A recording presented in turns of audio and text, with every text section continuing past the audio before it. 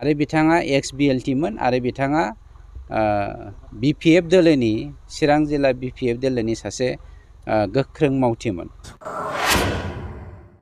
Illegally arms लानानै दिनै समाजनि गेजेराव बिशृंखला सृष्टि खालामनो नागिरदोंबा जोंनि बिटिआर सरकारनि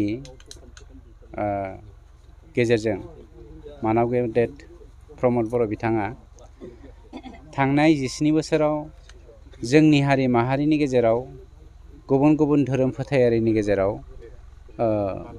बिश्वास होननाया गोमालांनायनि थाखाय अनलायनायखौ आरो दाखांफिननायनि रिबिल्डिंनि थाखाय बा फोथायलायनायखौ लाबोफिननायनि थाखाय देग्लाय मोनफ्रोमबो धोरोम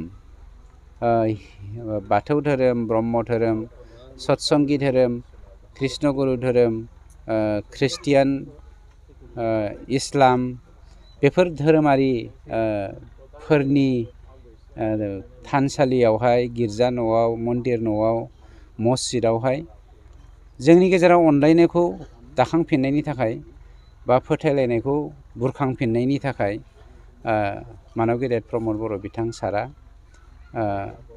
जि आसनिखौ दिनै होबाय बे आसनिनि गेजेरजों जों फोथायदों जोंनि समाजाव कुनु ख्रिस्टियान, हिन्दु, सिख, बुद्धिस्ट, जैन, इस्लाम माने फारागथि गैयै मोनसे जों समाज जेन बिटिआर सरकाराव दाखांफिननो हायो।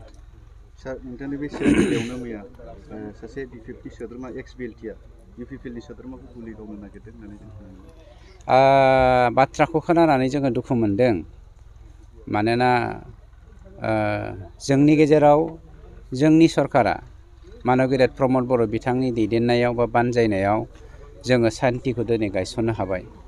सान्तिखौ गायसननो हानाय गायसननायखौ बा सान्तिखौ लुबैयै जोंनि गेजेराव माखासे सुबुंफोर दङ आरो बेवहाय जोङो सानो बेवहाय माखासे पलिटिकेल राजखान्थियारि दैदेनगिरिफोरनिबो आखाइ थागोन नामा होननानै।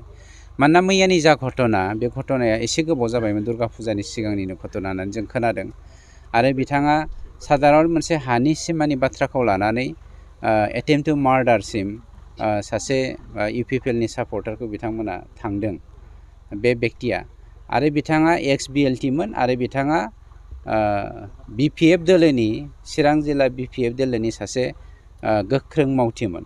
गतिके जों बेखौनो नागिरदों राजखान्थियाव दङ होननानै बा सोरबाया मोनसे समाव माबा मोनसे मोनथायनि बाथ्रा लानानै हारिनि थाखाय नांदोंमोन होननानै इलिगेलि आर्म्स लानानै दिनै समाजनि गेजेराव बिशृंखला सृष्टि खालामनो नागिरदोंबा सोरबा राजखान्थिगिरिनि आखाइ थायाथों मानो जों बेखौ खिन्थु निमाहा खालामा। बेखौ आसाम पुलिसा बा जोंनि पुलिस प्रसासना एक्सन लानायखौ खोब गोजोननाय मोनदों आरो बिथांजों लोगोसे सोरबा दंबावोब्ला बिनि सायावबो एक्सन लानांगौ होननानै आसाम पुलिसखौ आं सरकारनि जानानै बा बिटिआर सरकारनि जानानै आं डिमान्डसो खालामबावदों। बे फुंबिलि समाव जोंनि पर्टेन चिरां दुवार ब्लकनि मानगोनां MCLA अर्थात बिटिआरनि EM रनजित सार बिथाङा दिनै जोंनि रानिखाता बियाब बाथौ गौथुमनि जिनाखि थानसालि बावहाय फैनानै आलारि सोरां जिनाखि बिथांखि धोरोमारि जौगाखांनायनि मोनसे अनसुंथाइ चेक रानफैदों।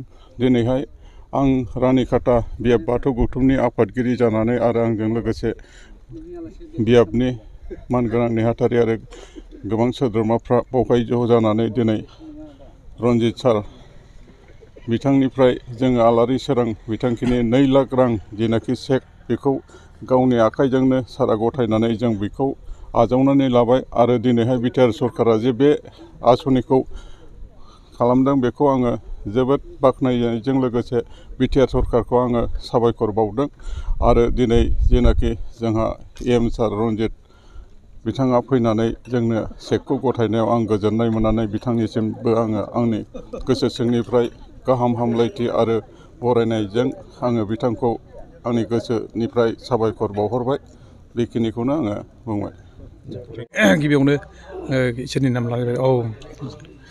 दा जोंहा जोंनिनो बिटिआरनि दैदेनगिरि बा जोंनि ओनसोलनि EM हाग्रा बिफाननि EM सारा जोंनि बे सोनाब चिरां आन्सलिक मन्दिराव फैनानै जोंनो बे मन्दिर जौगाथायनि थाखाय 2 लाख चेक होफैनायाव जों आन्चलिक जान्सब माने साबायखर बावदों आरो गोजोननाय थादों। दा जोङो मिजिंथिदों जोंहा गोबाव सम जाबाय जों मन्दिरखौ खालामजोबनो हायाखै। दा बेनिखायनो जोङो बे सारमोननि अनसुंथाइनि गेजेरजों जोङो मन्दिरखौ लुफुंनो थाखाय नाजादों आरो लोगोसे बेजों हाजोबाबाबो जोङो भक्तफोरनाव खांनानै जोङो बे हाबाफारिखौ मावफुंनो थाखाय आखायाव लादों। दा बिटिआर खुंथायनि बेबायदि गामि गामि थांनानै जि जायगायाव जेखौ नांगौ बेखौ होनायनि थाखाय जोङो दैदेनगिरि बा बिटिआरनि खुंथाय आफादनि दैदेनगिरिफोरखौ जोङो गोसो गोरबो सिंनि साबायखर बावदों आरो आन्चलिकनि जानानै जोङो जथेस्थ' जोङो मोजां मोननायखौ जोङो दिन्थिदों बेखौनो बुंनानै आं फोजोबबाय।